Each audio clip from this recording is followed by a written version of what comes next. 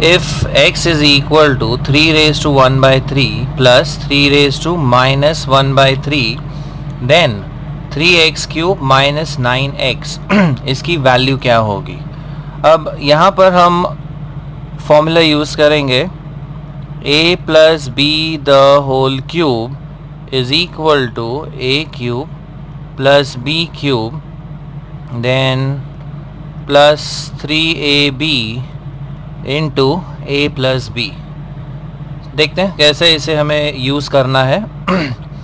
So we start with x is equal to 3 raise to 1 by 3 plus 3 raise to minus 1 by 3. If you observe यहाँ पर x cube कहा गया है. So what we do is दोनों तरफ हम cube करते हैं. तो इस तरफ आ जाएगा x क्यूब और यहाँ पर 3 raise to 1 by 3 plus 3 raise to minus 1 by 3 the whole cube. अब ये जो आप अगर ध्यान से देखें it becomes a plus B the whole cube. तो ये आइडेंटिटी यहाँ पर हम यूज़ करते हैं राइट हैंड साइड पर. So we get x cube is equal to, अब a यहाँ पर है 3 रेज टू 1 बाई 3 उसका cube plus b cube, b है 3 raise to minus 1 by 3 the whole cube plus 3 into a मतलब 3 into 3 raise to 1 by 3 into b 3 raise to minus 1 by 3 into a plus b यानी कि 3 raise to 1 by 3 plus 3 raise to minus 1 by 3. Now if you simplify further तो ये cube और ये cube root cut होके बचता है 3. वैसे ये 3 और ये 3 कट हो गया तो ये आ जाता है 3 raise to minus 1 plus 3 into, अगर हम इसे मल्टीप्लाई कर दें, if you use the rule a raise to m into a raise to n is a raise to m plus n. So if you add these two तो ये हो जाएगा 3 raise to 0. अब 3 रेज टू 0 हो जाता है 1. और अगर हम ये ध्यान से देखें this is nothing but x, correct. तो यहाँ पर हम लिख सकते हैं x. सो इसे फर्दर सिंप्लीफाई करते हैं तो x cube equal to 3 plus 1 by 3 plus 3 into 1 into x, correct. तो आपको मिलता है x cube equal to LCM ले लेते हैं तो ये हो जाएगा 9 plus 1 plus 9x divided by 3, correct. Now just cross multiply here so you get 3x cube equal to 10 plus 9x. अब 9x को अगर हम लेफ्ट में लेते हैं so you get 3x cube minus 9x is equal to 10. So the option is B, right? So basically we use the identity a plus b the whole cube and just go on simplifying.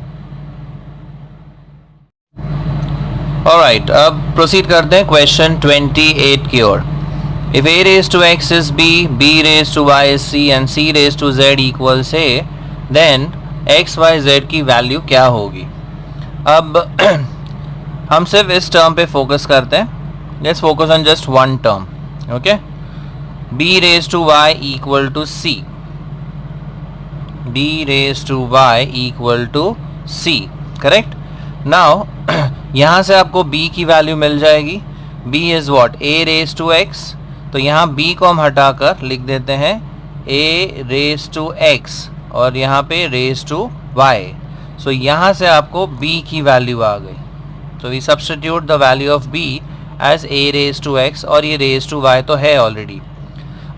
अब यहाँ से आपको c की value मिलेगी. Now c raised to z is a, correct. so therefore I can say c is equal to a raised to 1 upon z. so a क्या है, c raised to z. जब ये z इस तरफ transfer हो जाएगा so the power becomes the root. तो c हो जाएगा a raised to 1 upon z. तो यहाँ पर आप c की वैल्यू डाल दीजिए. so this value we substitute over here. तो c becomes a raised to 1 upon z. so finally what we get is a raised to xy is a raised to 1 upon z.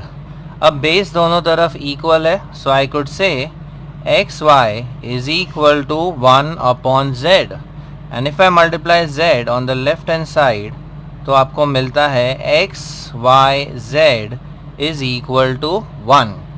तो कोई भी एक term लीजिए. So we selected the middle term here, so b raised to y equal to, और the middle equation, फिर इसमें b की value यहाँ से सब्स्टिट्यूट कर दी और यहाँ से हमको c की वैल्यू मिलती है. तो c raised to z is a, ये पावर है, जब इस तरफ ये ट्रांसफर हो जाएगा तो रूट हो जाएगा. सो 1 upon z, a raised to 1 by z, ये हो गई c की value. So substitute b from here and c from here, both sides आपको बेस a मिल जाएगा.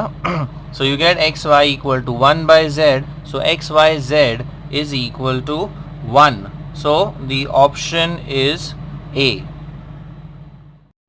Let's move to question number 29. अब इसकी हमको सिंप्लीफाइड वैल्यू चाहिए. Okay, so x raise to a upon x raise to b, the whole thing raise to a square plus a b plus b square. वैसे ही दो और term दिए हैं, तो यहाँ पर हम लॉ ऑफ इंडाइसेस यूज़ करते हैं. a raise to m upon a raise to n is a raise to m minus n. तो आपका पहला टर्म हो जाता है x raise to a minus b, correct. The whole thing raise to a square plus a b plus b square. वैसे ही दूसरा term हो जाएगा x raise to b minus c, the whole thing raise to b square plus b c plus C square. और last term होगा x raise to c minus a, thing the whole thing raise to c square plus c a plus a square. Now if you remember, हमने एक identity पहले की थी, x minus y into x square plus x y plus y square. ये किसका expansion था? It was x cube minus y cube. तो यहाँ पर भी देखिए वैसे ही टर्म्स जनरेट हुए हैं, a minus b into a square plus a b plus b square. तो ये हो जाता है x raise to a cube minus b cube. वैसे ही दूसरा टर्म यहाँ पर बनेगा b cube minus c cube. And lastly यहाँ पर जनरेट होगा x raise to c cube minus a cube. Now we use the law of indices again, a raise to m into a raise to n. और वैसे ही अगर हम continue करें so a raise to m plus n, so the powers would get added. तो ये हो जाएगा x raise to a cube minus b cube plus b cube minus c cube plus c cube minus a cube.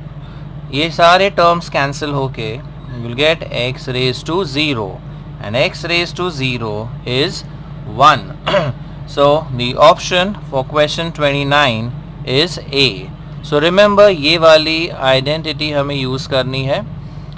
x cube minus y cube is what? x minus y into x square plus xy plus y square. So using this identity you obtain the value as 1.